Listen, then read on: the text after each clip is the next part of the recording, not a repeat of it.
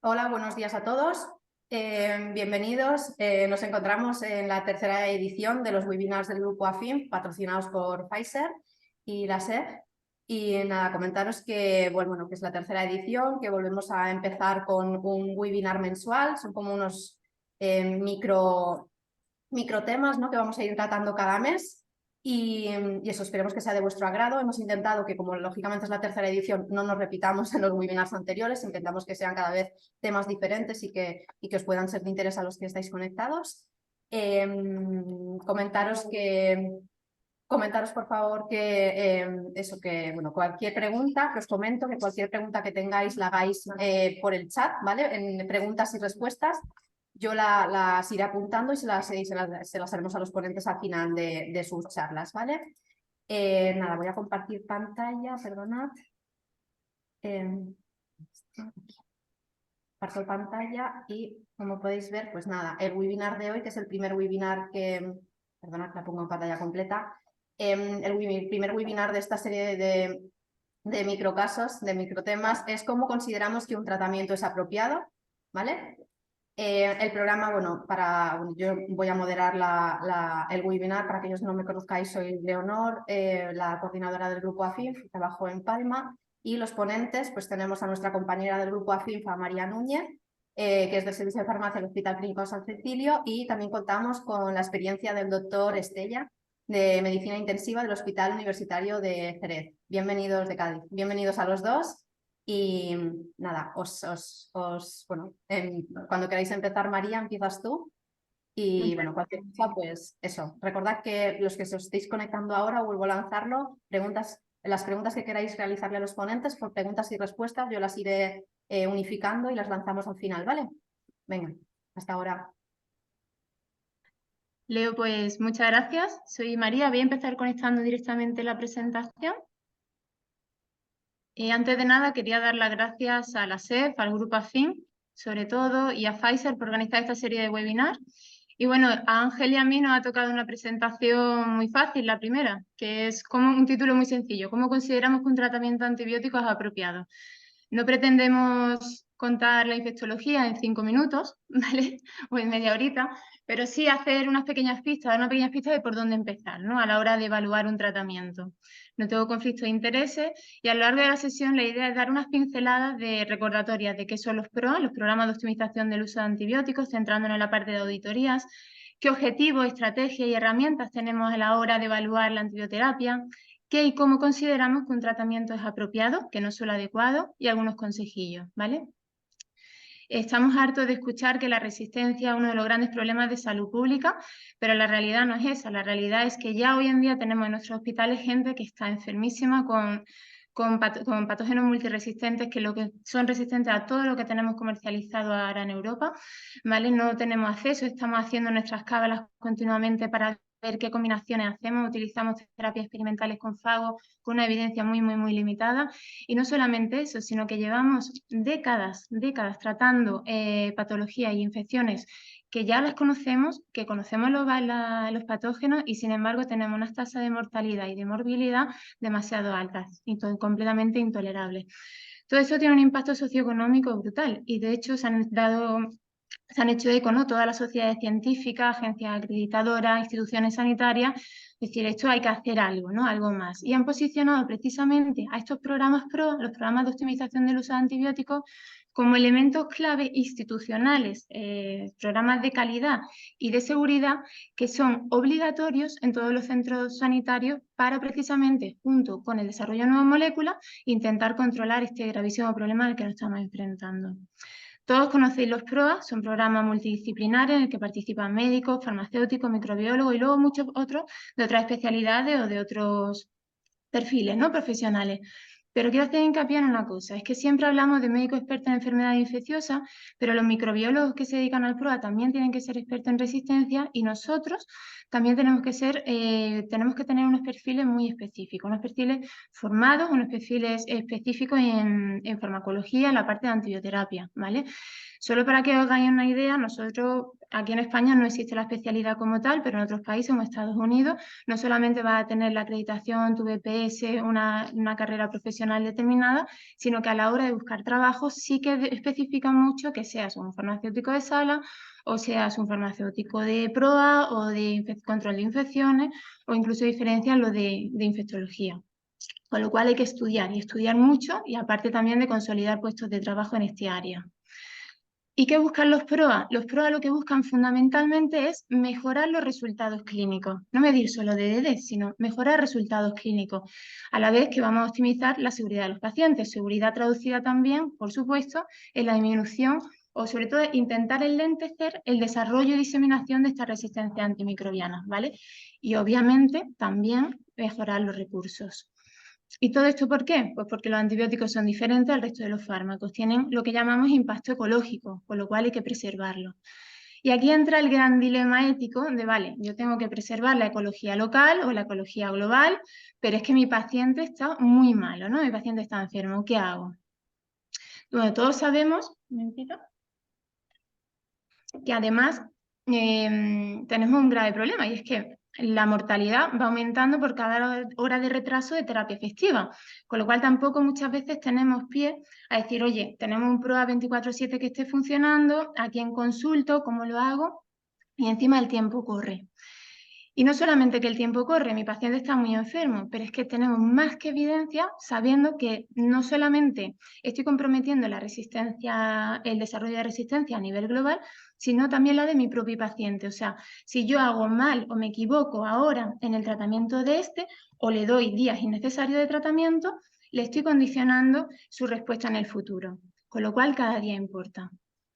Y pongo esto de que sabes todo esto, sabes que tienes que ir contra reloj, que todo es complicado, y llega a las 9 de la noche y la realidad que nos encontramos al final de la guardia es esto, ¿no? Decir, bueno, tengo este antibiograma y ¿qué le pongo? O me encuentro con esta prescripción, cefidorocol, metronidazol, cestrin, teizolid, lo valido, lo dispenso. Básicamente la respuesta siempre es la misma, ¿no? Puf, el adjunto me va a matar, el de esta tarde o el de mañana, pero alguno me mata seguro. ¿Qué hago? Bueno, pues quizá, ¿no? Y vamos a hacer pruebas. ¿Qué es lo que hacemos nosotros? Bueno, fundamentalmente, os parece muy fácil, ¿no? Pero medicina de precisión en cada momento clave del tratamiento. Hay que tener muy claro cuáles son los objetivos que tenemos en cada momento. Al principio del tratamiento, fundamental es estabilizar al paciente, que sobreviva. Se me está muriendo a chorro, bueno, ya veré después qué hago con la toxicidad. ¿Vale? Entonces, teniendo claro un poco este orden, que se me ha ido, no sé, un momentito. Ahora, ¿qué estrategias y herramientas podemos tener? Bueno, pues si lo que queremos es estabilizar y que sobreviva, fundamentalmente vamos a trabajar con amplio espectro, pero un amplio espectro dirigido, ¿vale? Un amplio espectro inteligente que dice, no la totamicina de pongo todo. Lo vamos a basar en la interpretación clínica, la epidemiología local y vamos a ir tratando con herramientas o las posibles herramientas que tenga, como vamos cubriendo. Hablo de terapia combinada, pues hay scores predictores que me ayudan a decidir, oye, si estaría indicado o no, según la gravedad del paciente, como el score increment. Cuando ya pasamos y ya hemos estabilizado al paciente, cuando ya el objetivo es reducir los síntomas, bueno, las estrategias van a ser diferentes. Ya vamos a tener unos resultados de microbiología, si hubo una toma de muestras previas y fue eficiente. Ya podríamos, si vemos que el paciente está estable y que no hay un signo de infección, podremos parar el tratamiento. A veces no es fácil las primeras horas discernir si es una infección o no. Podremos hacer desescalada o a veces incluso una escalada y optimización según la evolución clínica. Y ya en las fases más tardías lo que queremos es evitar pues, la aparición de efectos adversos, incluida la resistencia. Fundamentalmente, pues dar los tratamientos lo más cortos posible, según la evidencia clínica, la evolución de los biomarcadores, y hablaremos también de terapia secuencial por encima. Tratamientos cortos. Pues antes tratábamos casi todo con tratamiento de 2-3 semanas y ya sabemos de hace varios años que un tratamiento de 3, 5, 7 días la mayoría de los síndromes clínicos van a estar cubiertos. Con lo cual, si tenemos un buen control de foco, una buena evolución de biomarcadores, probablemente con estos días sean más que suficientes para tratar la mayoría de las infecciones. Y en terapia secuencial, que los farmacéuticos trabajamos mucho, ¿vale? Ojo, ¿por qué? Ojo, porque para poder hacer una terapia secuencial segura, el paciente tiene que estar estable. Eso significa que haya estabilidad hemodinámica, que haya control de fiebre, que haya una mejoría clara a nivel clínico y a nivel analítico, que la vía oral esté disponible. Eso también digo, cuidado, que ya hablará Sonia en el próximo webinar. En el paciente crítico muchas veces tú dices, vale, sí, puede comer, pero es que el paciente está con el gasto aumentado, está hiperfiltrando y a lo mejor lo que es el tema de absorción a nivel intestinal puede estar comprometido, con lo cual, ojo, tema de interacciones.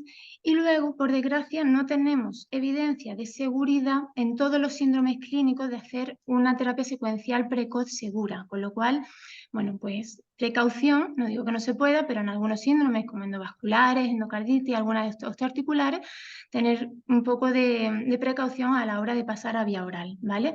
Os dejo aquí abajo una referencia de un blog que, sobre todo para residentes, está fantástico, Pro Antibióticos, que es del Hospital Clínico de Zaragoza, de José Rapaño, y te va dando claves muy directas de cómo y con qué fármaco y cómo poder hacerlo, ¿vale? Totalmente recomendable.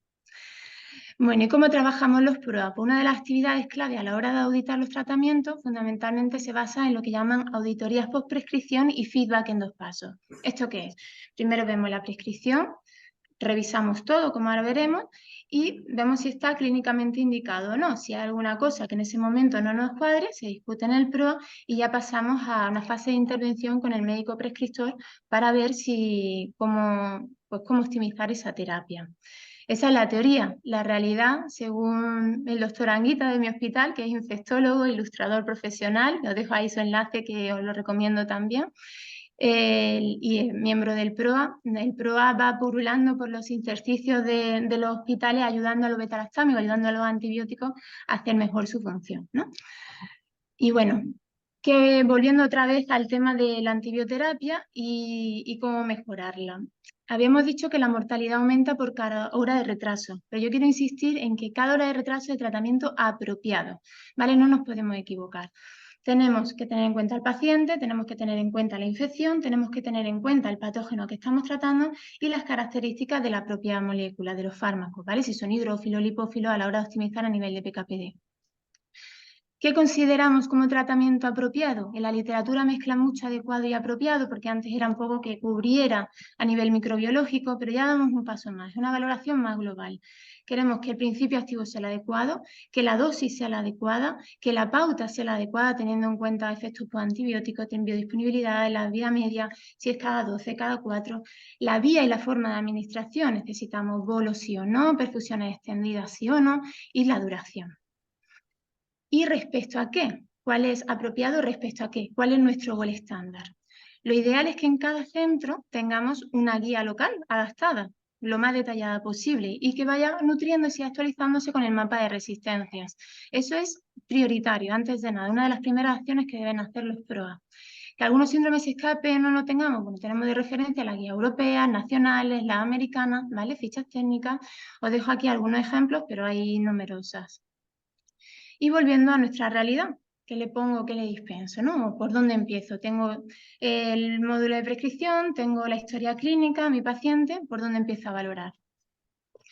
¿Nosotros cómo evaluamos si un tratamiento es apropiado? Bueno, pues los indicadores que consideramos a día cero de la prescripción van a ser indicadores antropométricos, pues edad, no es lo mismo una señora de 90 años que un chaval de 30, el sexo, pues no es lo mismo una ITU complicada en un varón que en una mujer, si es tratamiento o profilaxis, por supuesto el foco, ¿no? Respiratorio, urinario, el síndrome, la adquisición, porque si que sea nosocomial o sea comunitaria nos va a condicionar un poco los patógenos a cubrir de forma empírica. Por supuesto, la gravedad y factores de riesgo individuales. Si ha recibido antibióticos previos, si está inmunodeprimido, si ha tenido una intervención quirúrgica reciente, pero todas esas cosas importantes a valorar. A mí me gusta poner las cosas con ejemplos porque creo que lo vamos a ver mejor, ¿vale? Pongo un caso clínico, esto es un caso real. Una mujer de 90 años, dependiente para actividades de la vida diaria, hipertensa, hipotiroidea, acude a urgencias y con un cuadro de desorientación y más. Y le dan de alta con un juicio clínico de infección respiratoria, infartos lacunares y le añaden levo al alta, levofloxacino. A los 5 o 6 días vuelve a urgencias con aumento de clínica respiratoria, disnea, sibilancia, secreciones, además con un cuadro de disfagia importante, y la ingresan con el juicio clínico de disnea mixta, una FA de nuevo y una infección respiratoria. Os dejo ahí los datos de la analítica, tiene leucocitosis, neutrofilia, PCR elevada, función renal conservada, datos de sepsis, y en las pruebas de imagen hablan de un pequeño derrame pleural. Bueno, ¿qué vemos nosotros? Bueno, han puesto una prescripción de pipertazo. Vemos que la adquisición es nosocomial porque habían pasado pocos días desde el último ingreso en observación.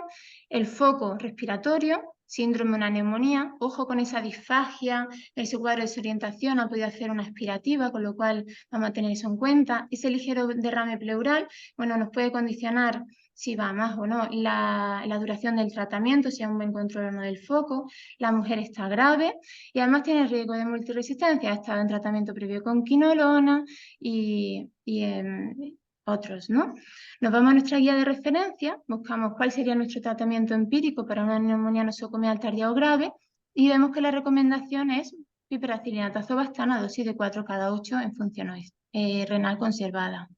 Por tanto, para nosotros no es que le pongo o que valido un pipertazo, sino es un pipertazo para una neumonía nosocomial con alta sospecha de aspiración, datos de sepsis en una mujer de 90 años con una función renal conservada. Entonces, como que parece apropiado iniciar piperacilina tazobastana, ¿ok? Bueno, eso está bien, pero eso cuando empezó. Ahora, el día de la intervención prueba, cuando lo vemos nosotros, ¿sigue estando indicado o no? ¿A la misma dosis? ¿El mismo principio activo? ¿Qué hacemos? Bueno, pues el día de la intervención prueba, cuando tú evalúas el tratamiento, si no es el primer día, vamos a ver la función renal hepática, cómo se está comportando. Pues no es lo mismo una insuficiencia renal aguda que un paciente que venga con una crónica, ¿vale? Que eso se centrará más, Sonia, en los próximos webinares. Aquí sí quería indicar que tenemos que recordar que la parte de dosificación se evalúa en las fases muy tempranas del desarrollo de los fármacos, en los ensayos clínicos, en la fase 2, fase 3, con lo cual estamos hablando de ajustes en pacientes con voluntarios sanos, gente joven, algunos con una patología muy básica. Por ello, no siempre y en muchas ocasiones no cumplen con los estándares que estamos acostumbrados a ver nosotros en los hospitales.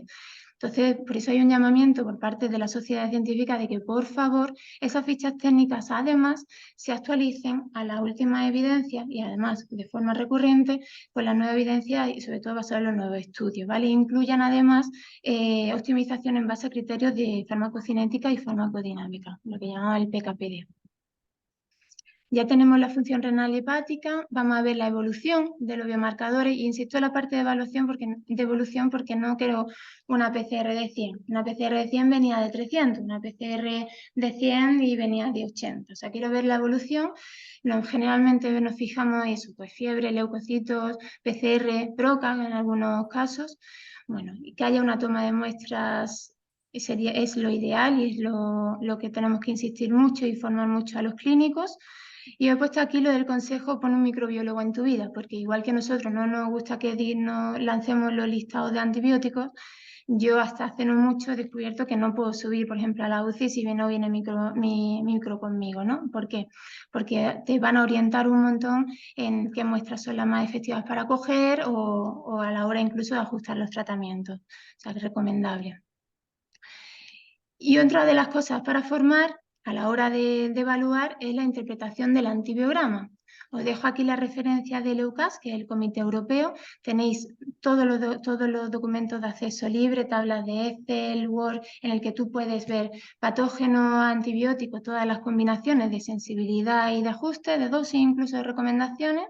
Y nada, y recordar que no la CMI con el número más bajito, como nos dice mucho a nosotros los médicos, es el más sensible. El tema de la I, que no es intermedio, que es una sensibilidad incrementada, pero básicamente va a ser la misma dosis que utilizamos de forma habitual, para pseudomonas, pipertazo 4 cada 6 horas, ¿vale?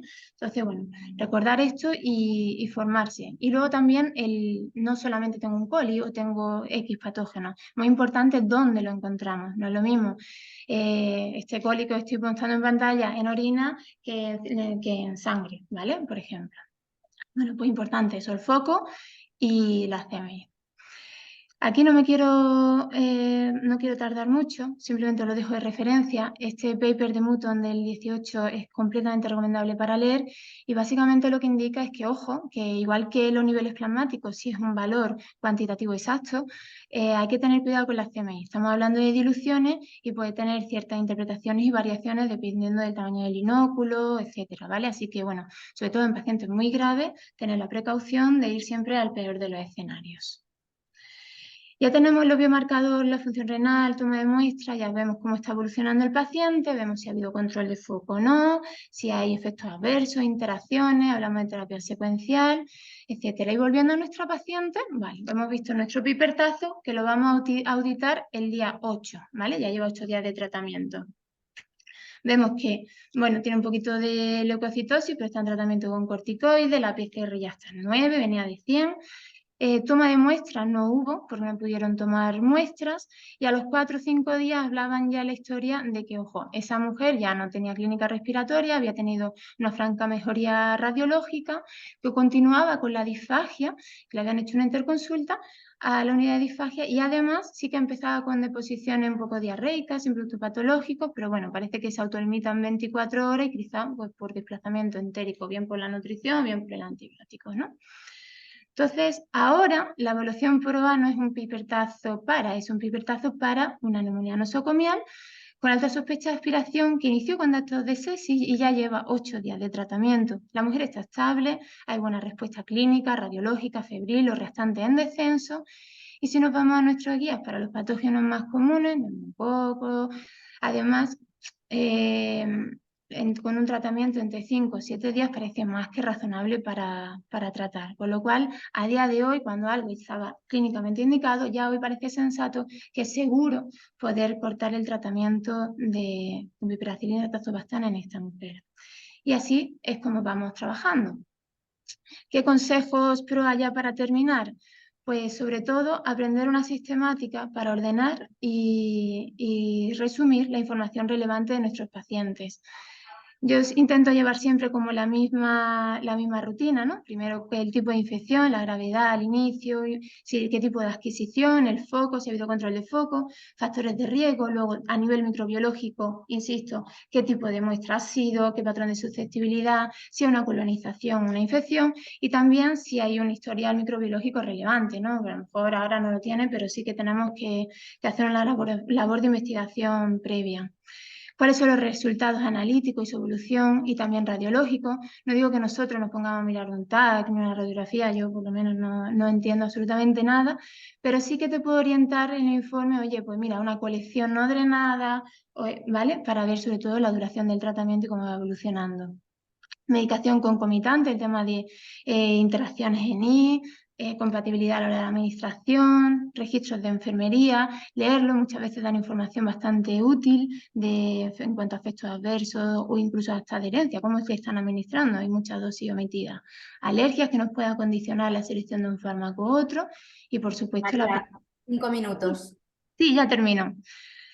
Último consejo es trabajar en red, todos suman, desde la limpiadora hasta todos, somos un equipo y hay que trabajar en red, preguntar y también escuchar. Pero es unas veces que entre los distintos especialistas nos cuesta trabajo escucharnos. Y nada más, muchas gracias. Yo creo que ahora Ángel puede continuar, ¿no? Perfecto, María, muchas gracias. Sí, le damos paso a Ángel. Vale, voy a compartir pantalla. Un momentito.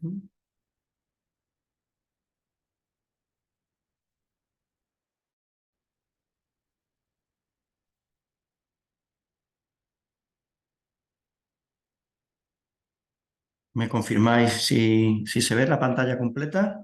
Sí, Ángel, vemos la pantalla, gracias. Estupendo. Bueno, buenos días. En primer lugar, Leonor, muchas gracias por la moderación y gracias a vuestra sociedad por invitarme a estar este rato con vosotros. La verdad que es un placer poder compartir estos minutos y además con María, que después de su presentación poco me queda que decir de cómo considerar un tratamiento antimicrobiano y las características para considerarlo adecuado, ¿no? Los dos nos hemos puesto de acuerdo para durante esta mañana pues aportar lo que sería hablando de lo mismo, una visión desde otra perspectiva, ¿no? Yo creo que María acaba de hacer una perspectiva desde vuestro rol en la farmacia, pero una perspectiva muy clínica, y yo la voy a presentar un poco desde la visión de la que tenemos los clínicos, en este caso en el ámbito donde yo me muevo, en cuidados intensivos. Bueno, el contenido de esta presentación no supone ningún conflicto de intereses. Y bueno, empezamos con el debate sobre la resistencia bacteriana, ¿no? En este caso yo trabajo en la UCI y bueno, como muy bien ha enfatizado María en su presentación, la resistencia es una verdadera amenaza para la salud ahora mismo. De hecho, la Organización Mundial de la Salud ha declarado que la resistencia a antibióticos viene a ser una de las 10 principales amenazas de salud pública. Y además sabemos que el uso de antibióticos es el principal factor que determina la aparición de multiresistencias, ¿no? Es cierto que, bueno, pues que probablemente podríamos discutir hasta qué punto tiene impacto el uso de antibióticos que hacemos en el medio sanitario, en centros de atención primaria y en hospitales, cuando el problema es mucho más global y tiene que ver con el saneamiento de agua, con los abonos que se están utilizando en agricultura, en ganadería, pero sin duda, en mayor o menor medida, tenemos una responsabilidad en esa cota en cuanto al problema de la resistencia bacteriana, ¿no? Y como muy bien se ha expresado antes, sabemos que la resistencia hoy en día ya produce muerte, discapacidad, un alto coste sociosanitario y discapacidad en nuestra sociedad. Incluso hay por ahí un informe del gobierno británico que augura para el año 2050 pues, un aumento de mortalidad por resistencia que llega a superar al cáncer, ¿no?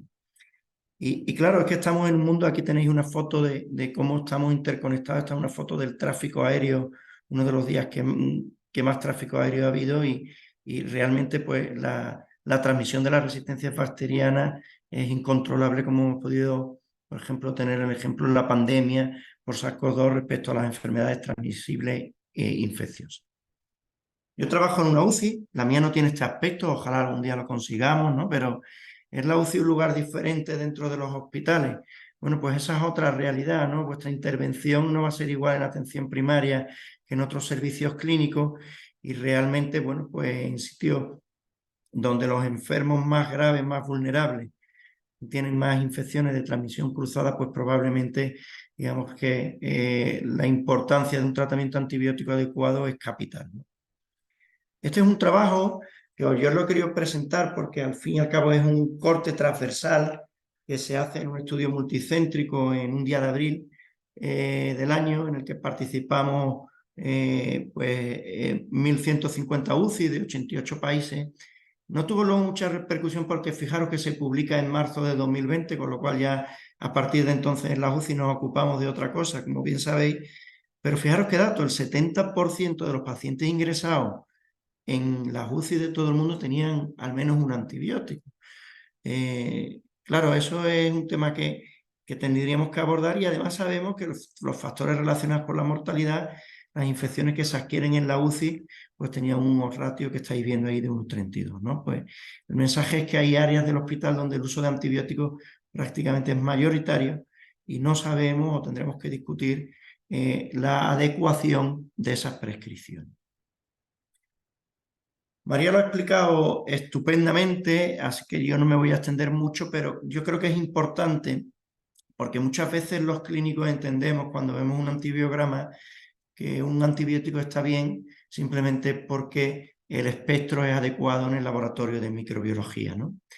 Pero hay un paso más allá del apropiado, que es el tratamiento adecuado. Es decir, yo pues, en mi experiencia clínica he tenido pues, sepsis urológica por un Escherichia coli que era multisensible a todos los antibióticos y que a pesar de ello ha sido fulminante y ha fallecido el paciente, ¿no? Es decir, que probablemente el antibiótico era eficaz en el matraz, era apropiado, pero no llegaba de forma adecuada a los tejidos, ¿no? Y además, en esa definición de apropiado y adecuado, tenemos que intentar, como muy bien se ha comentado previamente, a un tratamiento personalizado, ¿no? Estamos en la era de la medicina personalizada.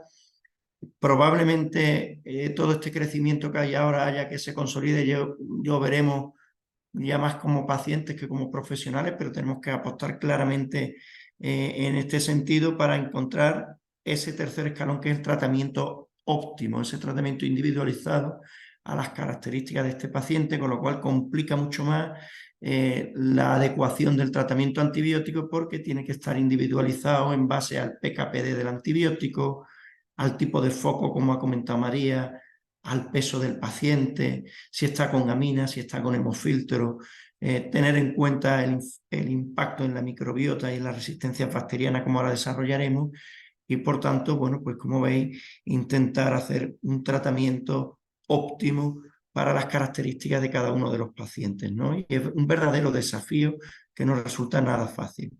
Ya os digo que muchísimos clínicos nos quedamos en ese apropiado, en ver un antibiograma y parece que nos quedamos conformes con saber que es sensible a un determinado antibiótico, pero estamos, digamos que, no definiendo bien el tratamiento óptimo de nuestros pacientes. Y para ello, bueno, pues lo primero que tenemos que analizar es cómo queremos trabajar, ¿no? Si los farmacéuticos estáis en vuestro servicio, los intensivistas estamos en el otro, o los clínicos estamos en el otro, y realmente no somos capaces de hacer esos equipos PROA en los que compartamos esa información, difícilmente vamos a poder hacer ese tratamiento óptimo personalizado. Luego el primer mensaje que os traslado es que efectivamente los equipos PROA tiene que estar un farmacéutico que esté a pie de mesa conociendo las características clínicas del paciente y discutiendo junto con el microbiólogo, junto con el clínico, las diferentes prescripciones, ¿no? Porque si no estaremos y seguiremos aquí, ¿no? Es decir, al final yo creo que este esquema lo traduce de forma muy gráfica. Yo creo que ambos llevan razón, pero probablemente las perspectivas hacen que lo veamos de forma diferente, ¿no? Por eso, bueno, pues yo estoy muy agradecido de estar hoy aquí y con María es fácil que nos pongamos en un lado o en el otro para entender cuáles son las perspectivas que tenemos buscando ese objetivo común que es el tratamiento óptimo antibiótico. Porque esto es más complejo de lo que pensamos, es que incluso con el antibiótico adecuado, los enfermos sépticos, los enfermos graves, si no está bien controlado el foco, si no se ha resucitado adecuadamente, difícilmente podremos obtener resultados en salud y resultados clínicos satisfactorios. En esta línea de actuación, yo creo que este es un artículo muy interesante, ya tiene unos meses su publicación, en el que, como veis, han colaborado vuestra sociedad nacional junto con la de infecciones de UCI en establecer documentos en cuanto al uso de antibióticos y además en poblaciones específicas, es decir, como os comentaba antes, no es lo mismo hacer una intervención PROA en atención primaria que en intensivos, que en pediatría o que en la planta de traumatología, ¿no? Y bueno, yo en esta diapositiva que os planteo sí quiero deciros cómo piensa un intensivista, porque al final tenemos que entender lo mismo que vosotros nos planteéis vuestra perspectiva, cuál es mi pensamiento cuando estoy ante un enfermo crítico con patología infecciosa, ¿no? Si trasladamos en la gráfica, entiendo que se ve el ratón, si nos trasladamos en la flecha del ratón, nos trasladamos hacia la derecha, la mortalidad de mis enfermos críticos es mayor. Es mayor precisamente por ese estudio de Kumar que ha planteado María, en el que conforme yo retrase más el acertar con el tratamiento antibiótico inicial, la mortalidad en el enfermo crítico séptico está demostrada que aumenta, ¿no? Por eso tenemos la obsesión de, en esta fase preclínica, en ese tratamiento antibiótico empírico, acertar, porque como lleguemos, cuando el antibiograma lo tenemos, a una terapia de rescate, a ese tratamiento dirigido, probablemente el fracaso orgánico ya está establecido, el antibiótico no llegará bien a los tejidos y no hemos acertado previamente, pues la mortalidad se dispara, ¿no? Entonces, realmente tenemos esa obsesión por acertar en el tratamiento inicial y tenemos además, pues, conforme nos desplazamos más a la derecha, más posibilidades de acertar con el tratamiento antibiótico. Sin embargo, vamos un poco a ciegas en esas fases iniciales, a ciegas desde el punto de vista microbiológico.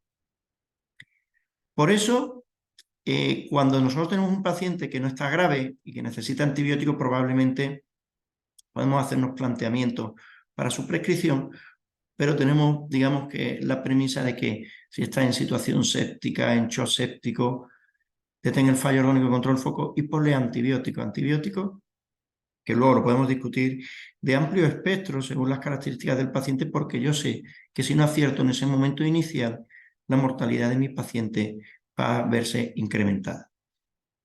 Y en ese corre y cuando puedas te paras a pensar, pues realmente hay un conflicto que podríamos llevar a un conflicto ético, en el que, bueno, pues por un lado si uso un amplio espectro tengo menos posibilidad de equivocarme, mayor supervivencia del paciente, pero por otro lado estoy aumentando la posibilidad de generar resistencia y una mayor morbimortalidad para mis pacientes en la UCI, porque las bacterias de allí se acostumbrarán y aprenderán a combatir esos tratamientos antibióticos, o el propio paciente si se complica durante su estancia, ¿no?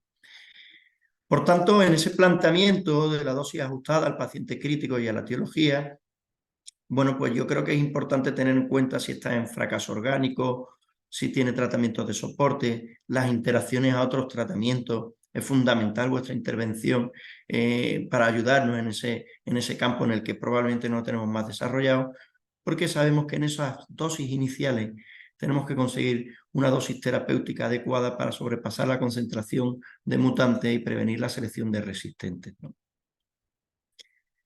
Volvemos a ese conflicto ético, ¿qué antibiótico le pongo, no? Yo creo que aquí, en ese conflicto ético, que por un lado quiero mantener la beneficencia a lo mejor para mi paciente, por el otro quiero proteger el valor que es el impacto ecológico, os he puesto dos cursos extremos de los que tenemos que huir, ¿no?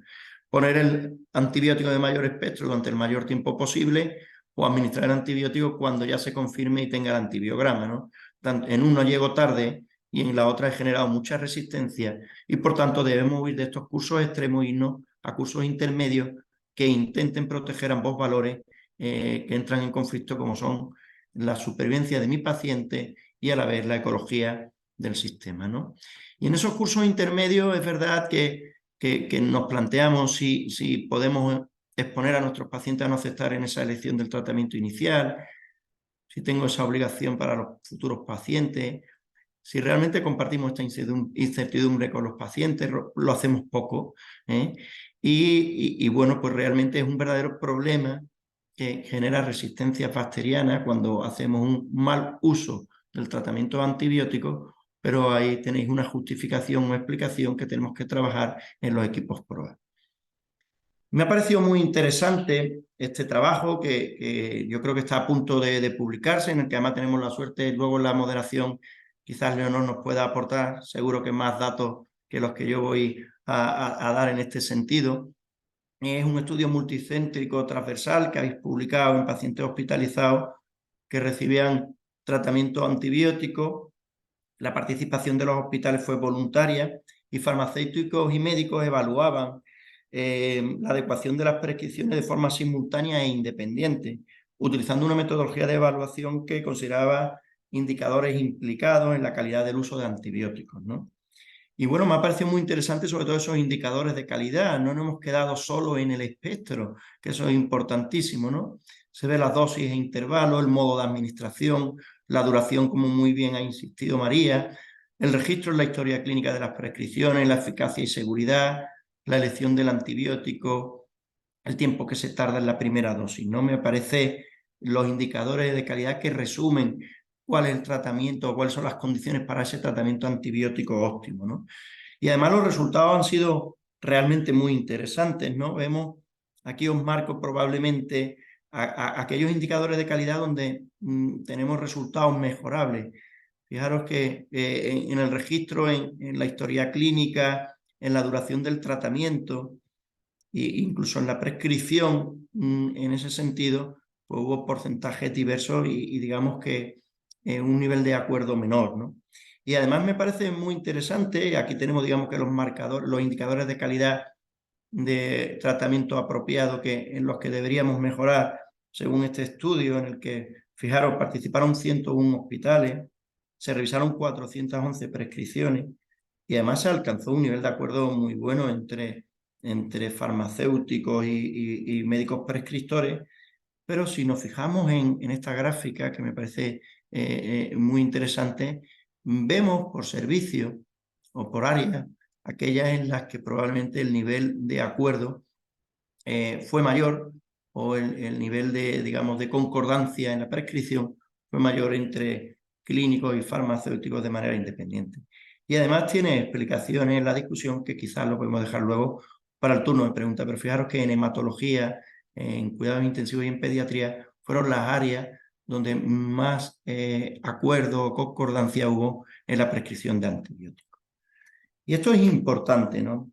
Es importante porque además en cuanto al problema de la prescripción de antibióticos nos puede ocurrir lo que ocurrió, bueno, pues a principios del siglo XX con la sobrepesca. Me vais a permitir que utilice este recurso a lo mejor para enviar este mensaje, ¿no?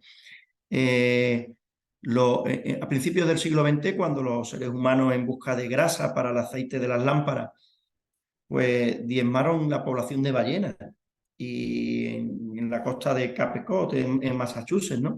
Y además en esa pesca de ballena pues arrancaron con el bacalao del Atlántico, el arenque, la sardina y entonces se produjo a mediados del siglo XX un verdadero problema, ¿no?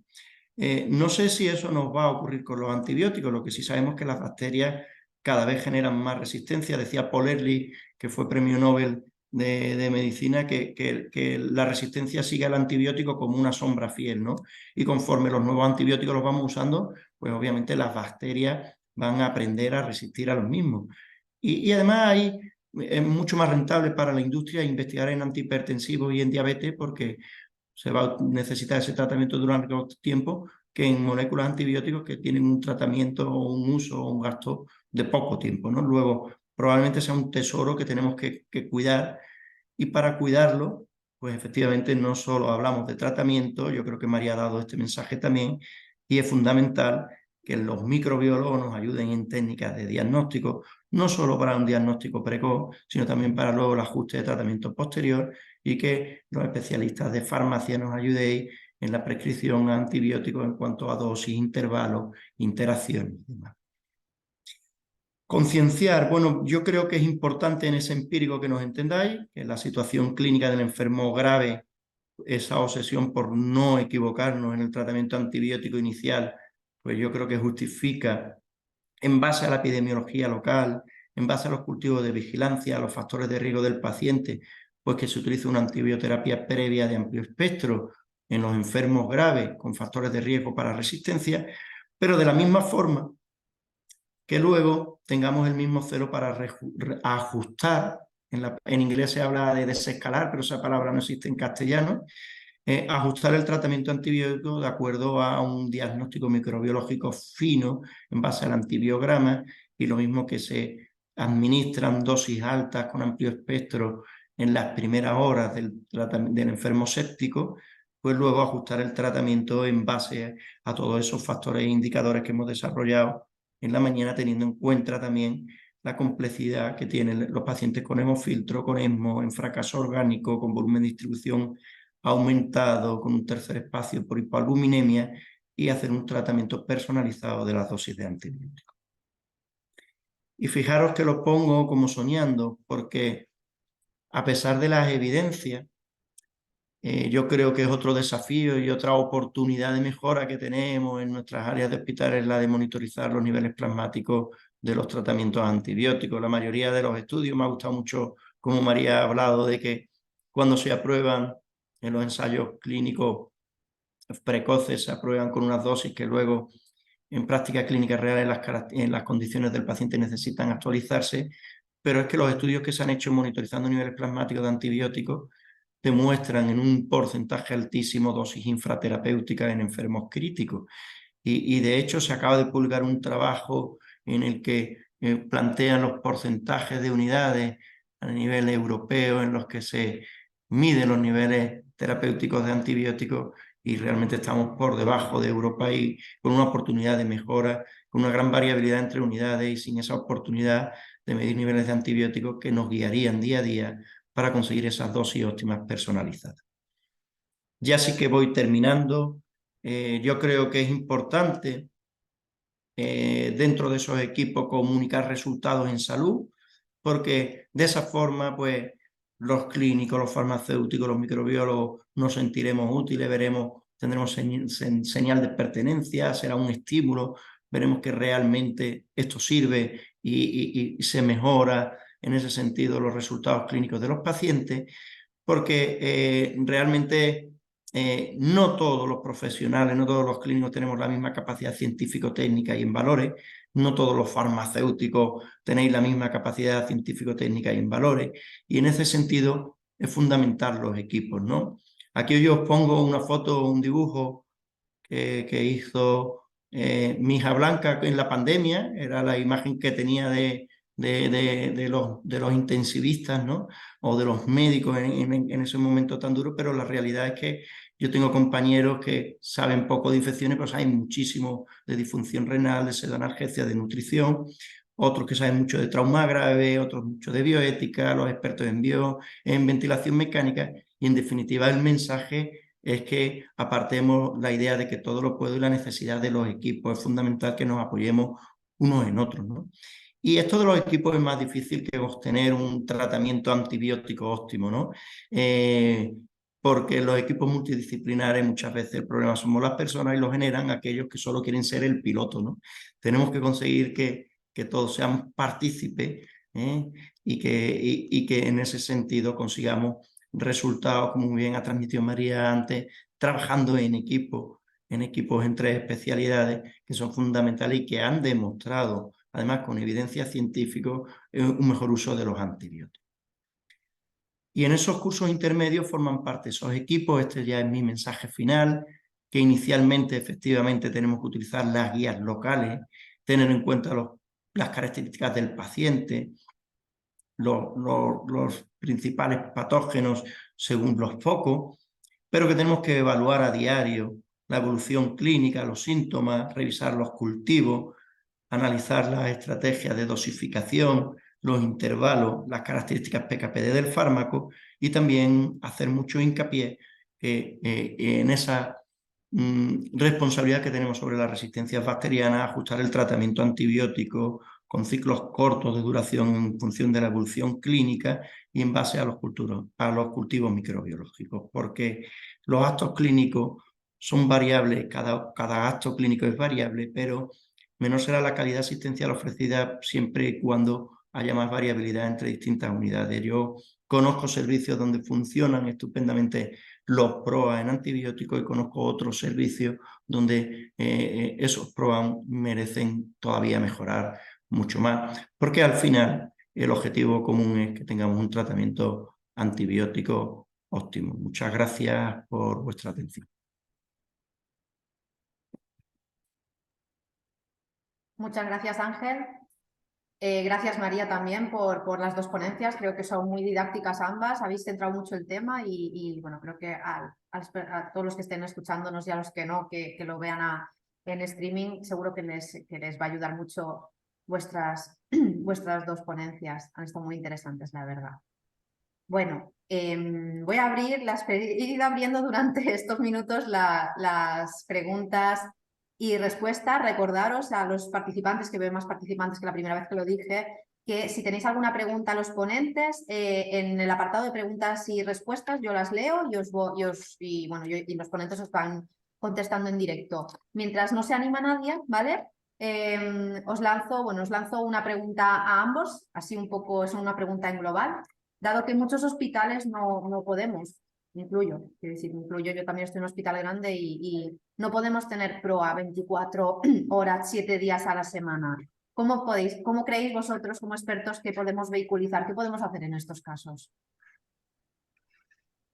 Pues empiezo yo, Ángel, si quieres. Sí. Básicamente, primero insistir mucho a nivel institucional que los PROA son obligatorios, que tenemos que tener refuerzo y tenemos que tener tiempo de dedicación. Yo creo que el trabajar las guías lo máximo posible, las guías locales, porque con esas guías vamos a llegar al 80-90% de los pacientes, con lo cual tenemos alguna herramienta, algo, para por lo menos por lo que poder arrancar, ¿no? Decir, oye, estoy lo que hablábamos, 9 de la noche una guardia, si no, teniendo en cuenta de que hay un porcentaje no pequeño que se van a escapar de esa guía y que necesitan una cosa diferente. Y luego lo que ha explicado Ángel, que él la explica con mejores palabras, pero yo siempre digo lo mismo, que ante la duda, la más, ¿vale? Entonces, si el paciente está grave, el paciente está mal, tú dale fuerte y mañana ajustamos, ¿vale? Entonces, no poner al tuntún todos los antibióticos, cubrir todo, que a veces encontramos que le falta meterle un antimalárico, pero sí intentar hacer una terapia dirigida y sobre todo estabilizar. Y preguntar porque va a tener mucho apoyo, no estamos aislados. Muchas veces el problema es que no quieres escuchar al que tienes al lado o te da miedo de preguntar o tú tienes la incertidumbre, ¿no? Y dice, bueno, es que no lo sé. Por supuesto que la interpretación es muy diferente, por supuesto que hay muchas opiniones. Nosotros como farmacéuticos tenemos que salir, subir, ver al enfermo, tocarlo muchas veces, decir, oye, ¿qué está pasando? Estás viendo el ordenador y dices, están tratando una neumonía, no están tratando una neumonía, la neumonía empezó, el paciente tiene un ulcerón que te cabe el puño, el paciente ha hecho una flebitis, bueno, ¿qué estoy tratando? ¿No? Y más pacientes de UCI que van enganchando una cosa detrás de otra. O estas dosis no me cuadran y cuando llegas tienes al tío completamente encharcado. Entonces, esas cosas se solucionan subiendo y hablando y preguntando y teniendo en cuenta de que la guerra es salvar al paciente, la guerra es cuidarlo, ¿no? Y nosotros tenemos que ser facilitadores. Igual que muchas veces digo que PROA no es infeccioso, PROA no es el médico experto en intensiva, en infecciosos tampoco. PROA es, como dicen en inglés, ¿no? Son los árbitros estos que están mirando. Yo no estoy participando, yo no tengo el paciente a mi cargo, eso para lo bueno y para lo malo, pero sí tengo la foto general de qué está pasando, con lo cual cuanto más organizado esté todo, cuanto más protocolarizado esté todo, y yo pueda decir, oye, aquí hay algo raro, simplemente esto es raro, ¿no? Pues se van a poder tomar acciones más rápidas, con lo cual me he ido por las ramas, pero creo que el mensaje es 24/7 no, pero guías lo más detalladas posible, formación, mucha formación a los residentes en antibioterapia, porque es transversal a todas las especialidades, da igual si está rotando en onco que en neonato, van a verlo desde residentes muy pequeños, mucha formación y fomentar mucho este área a nivel formativo nuestro y crear estructuras así más consolidadas, ¿no? Ángel, ¿qué piensas?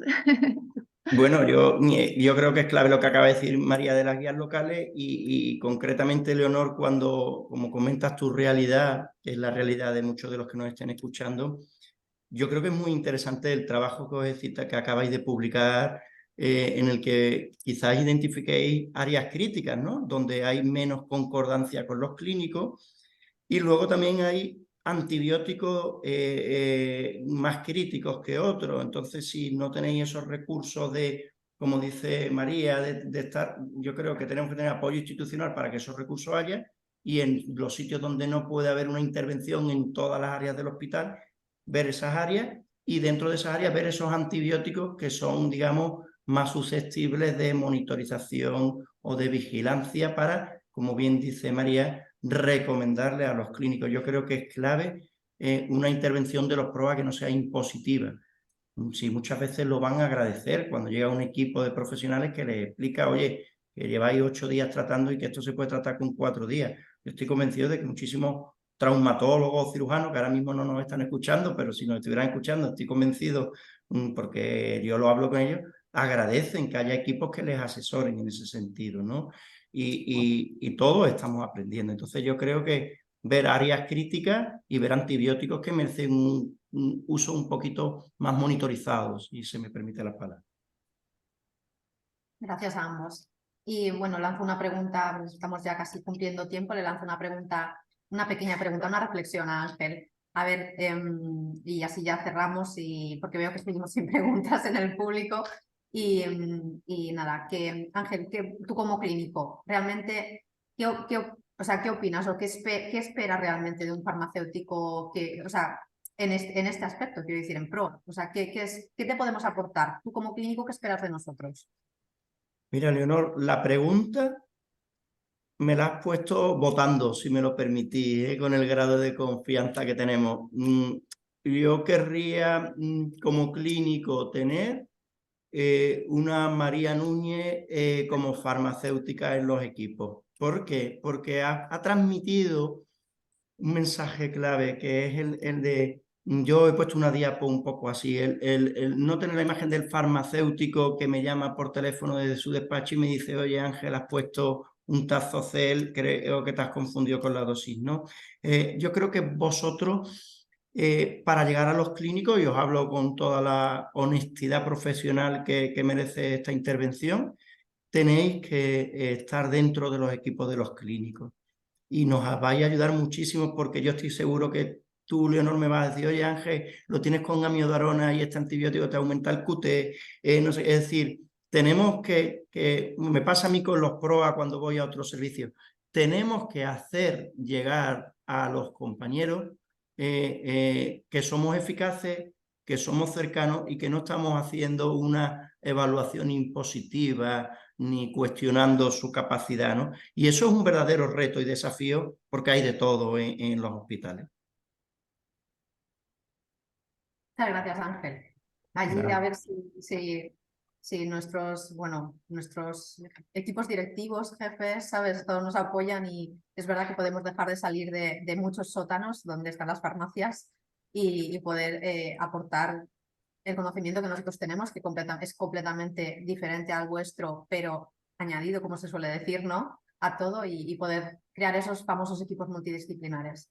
Claro, es que Y muchas veces, Leo, perdón que te interrumpa lo que estás diciendo, ¿no, Ángel? No es que no quieran salir, los farmacéuticos están deseando. Lo El sé, lo problema sé. es la rotación de personal, el problema es la estabilización, el problema es que no tienen tiempo racional, o sea, no es imposible. Y Sí, estamos sí, de Leo, es una de las cracks mundiales en infecciosos, farmacéutica referente mundial en infecciosos, está en 1.000 millones de cosas. claro, Entonces, sí, es lo que yo te he puesto, al María, en la final diapositiva. hace falta eso, ¿no? En la diapo de los intensivistas, yo sé que vosotros no dedicáis solo a los antibióticos, tenéis las nutriciones, los quimioterápicos, claro, pues es un poco esa realidad, ¿no?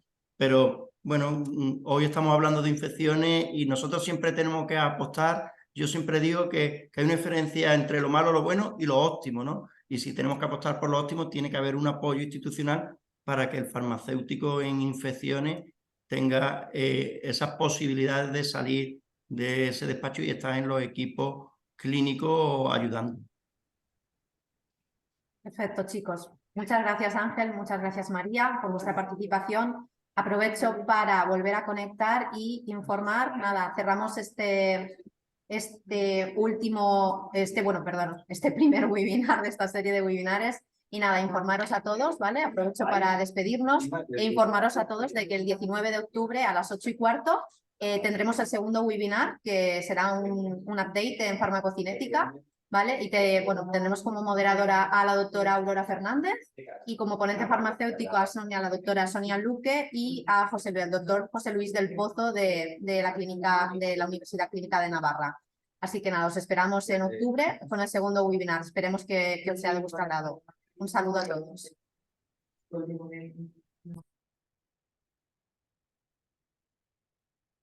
Gracias a todos los conectados.